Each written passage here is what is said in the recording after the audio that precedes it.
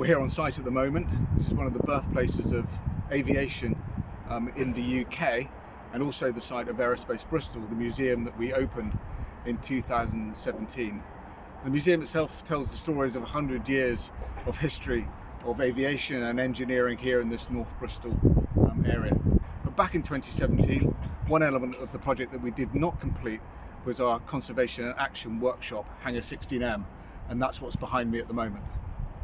Hangar 16M is a Grade 2 listed building built in the First World War. When we took the building over, the intention was to convert this into a conservation and action workshop, and we tend to have 3 live conservation projects going on in here.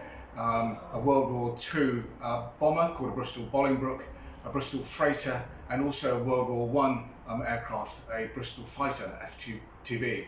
So the intention here is that our volunteers and young people will be engaged in live conservation work with public access that they can see, lots of opportunities for skills and training of young people in here so they can get real hands-on experience of what it's like to work in an engineering environment.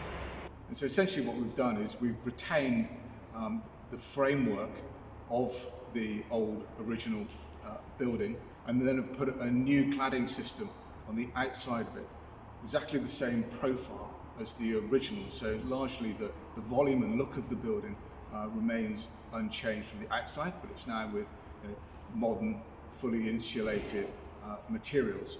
And then when you come into the building, you get a sense of what the original building looked like. This glass lobby acts as an important windbreak to protect our volunteers inside from the outside elements. On the window in the glass lobby is also where we introduce the Conservation and Action project and Biffa Award as our founding partner in Pride of Place. Part of the process of restoring an old aircraft, particularly wooden framed aircraft, we need somewhere to be able to carry out doping. And this facility here with these doors is a way of containing those noxious chemicals and controlling the chemicals as they exit the building. This area here has been clad, and so we have a partitioned area for storage. As part of that, we needed to reinforce the floor to take the weight of the forklift, and also supply some larger access doors into this area and a concrete run in from outside.